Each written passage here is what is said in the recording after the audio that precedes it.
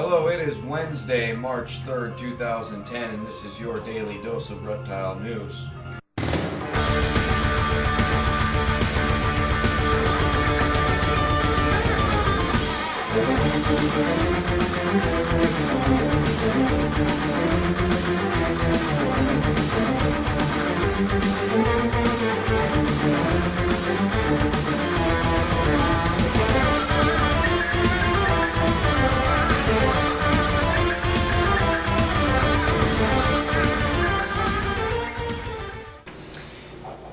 Well, here we go again. Now another ban from your wonderful officials in office, this time affecting, well, me in California and the rest of us here. The U.S. Fish and Wildlife Service is proposing to ban all non-native turtles and frogs from California.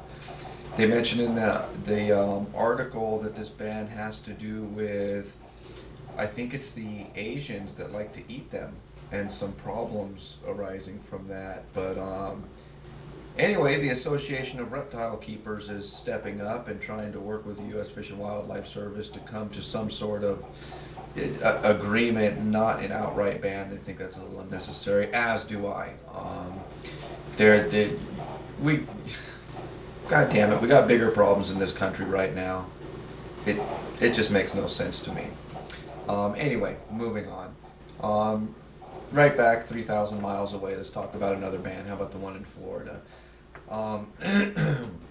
It's my understanding, according to Tallahassee.com, that they are not only going to ban the importation and interstate sale of these large constrictors, but now elected officials are moving to completely ban ownership, apparently. And I say again, God damn it, we got bigger problems.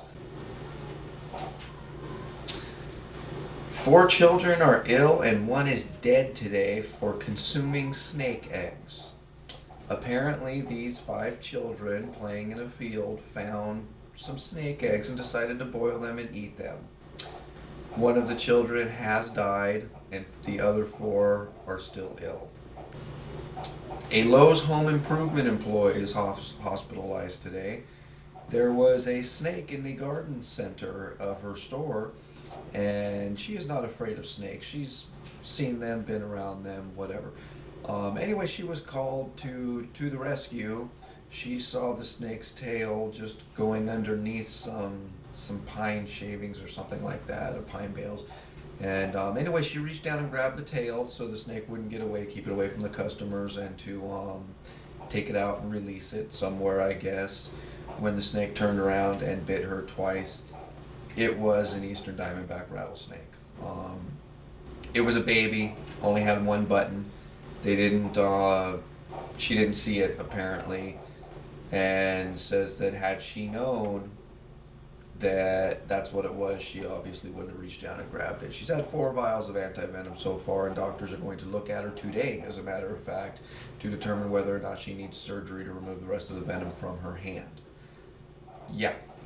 Okay, there it is. Anyway, here's a funny story, kind of non-reptile related, from Australia. Probably one of our favorite continents, us reptile keepers. And but funnier than hell. I mean, it's crazy. Apparently Thursday and Friday in Australia it rained fish. Yeah, check it out. Look at the picture. Fish in a bucket. This is well, 2 days in a row where it rained fish, and apparently there's some more reports in the past of it doing the same thing. Officials say that strong updrafts or possibly tornadoes could carry water and small fish up to 60,000 feet and drop them, but there were no reports of said updrafts or tornadoes during those days. Conditions during those days were right, but there were no reports for them. Anyway, I just think it's great. Raining fish in Australia. I mean, it's only in Australia. Go figure. And here's the time halfway through the video where I post the little video thumbnail so I can get more people looking at it. Come on, you know I need that. Another German is in jail in New Zealand for smuggling reptiles.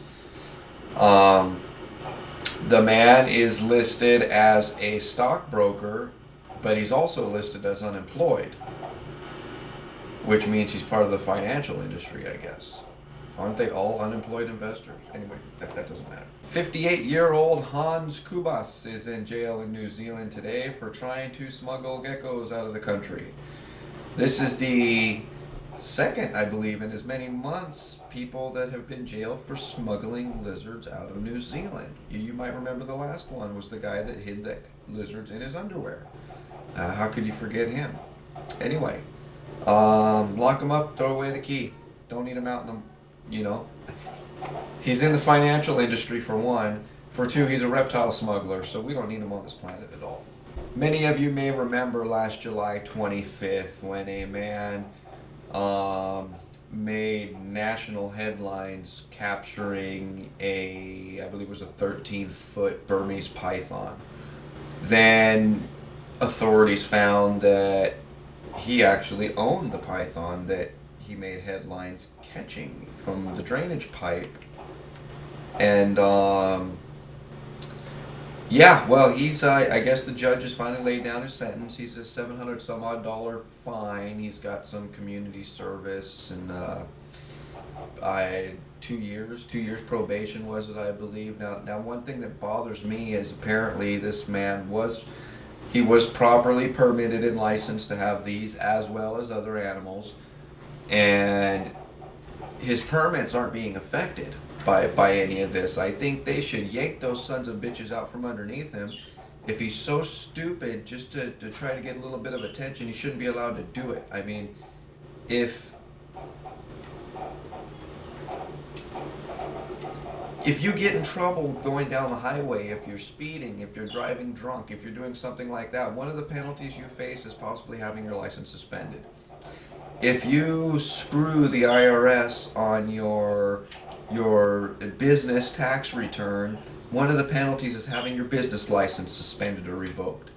I don't think we don't need more stupid people looking for some attention in this hobby and or industry and or world. So, you know what? Pull his licenses. If he gets caught, throw his ass in jail. It's stupid, idiot people like this that just screw it up for everybody else. Anyway, that being said, that's all the news for today. If you'd like to read any more about the stories, the links are right up in the sidebar. And don't forget to comment and subscribe and rate. And what else should you do? Check out those links in the bottom on the sidebar. There's one of my personal vlog there.